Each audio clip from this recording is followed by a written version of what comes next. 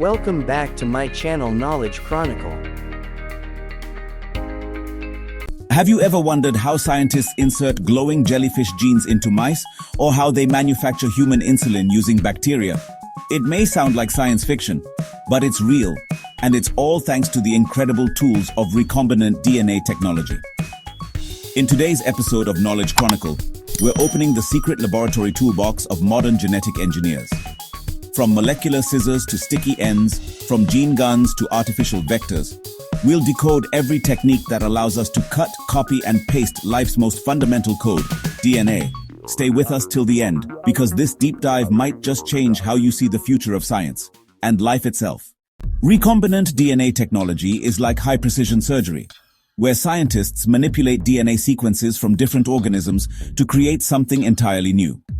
But this groundbreaking process isn't possible without a set of essential molecular tools, including restriction enzymes, the molecular scissors, DNA ligases, the biological glue, polymerases, the master copiers, vectors, the delivery vehicles, and host organisms, the living factories. Each of these tools plays a critical role in modifying and expressing foreign DNA in a target organism. Let's now explore each one in detail. Restriction enzymes, the DNA scissors. It all started in 1963 when scientists discovered two enzymes in Escherichia coli that could restrict bacteriophage growth. One added methyl groups and the other sliced DNA. This slicer was named the restriction endonuclease. The first such enzyme discovered was HIND2, which recognized a specific 6-base pair sequence and always cut at the same spot, like a GPS-guided scalpel. Fast forward to today. We now know over 900 restriction enzymes, isolated from more than 230 bacterial strains, each with its own specific recognition sequence. Let's break down the naming system. Take EcoRI. E comes from Escherichia genus, Co from coli species, R from strain RY13. And I is the Roman numeral denoting it was the first enzyme isolated from this strain. These enzymes belong to a larger class called nucleases, of which there are two types, exonucleases, which remove nucleotides from DNA ends, and endonucleases, which cut DNA at specific internal sites. Key feature? They recognize palindromic sequences, sequences that read the same forward and backward on complementary DNA strands. For example, 5' GATTC, 3' and 3', CTTA AG, 5'. This sequence is the recognition site for EcoRI. When EcoRI cuts this site, it leaves sticky ends, short overhanging single-stranded sequences that are ready to bind with complementary sticky ends from another DNA piece. This stickiness is crucial. It helps pieces of DNA from different sources bind together, allowing for the creation of recombinant DNA. DNA formed from two different genomes. But cutting is only half the job. To stitch DNA together, we need another tool.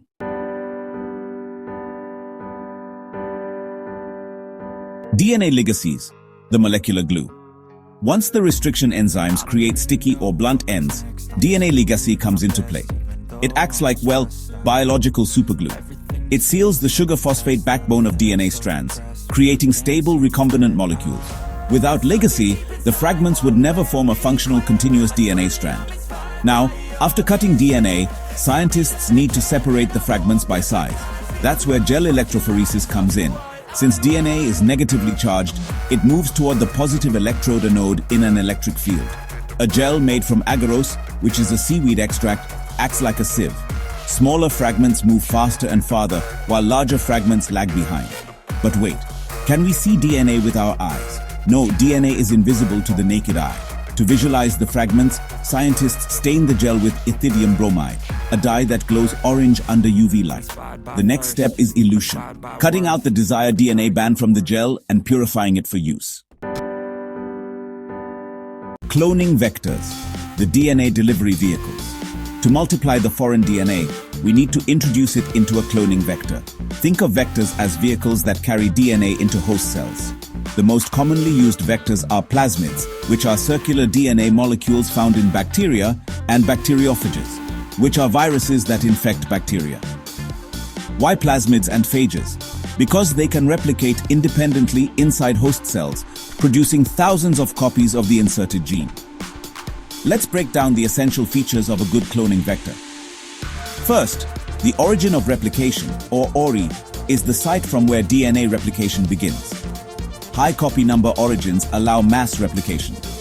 Second, Selectable markers help identify whether the host has taken up the foreign DNA. Most often, genes for antibiotic resistance like ampicillin or tetracycline are used. For example, in plasmid PBR 322, inserting a gene at the tetracycline resistance site disables tetracycline resistance. So, bacteria growing on ampicillin but not tetracycline likely contain the recombinant plasmid. Third, cloning sites. Vectors must have a single recognition site for restriction enzymes, making insertion precise. There are also alternative markers like blue-white screening.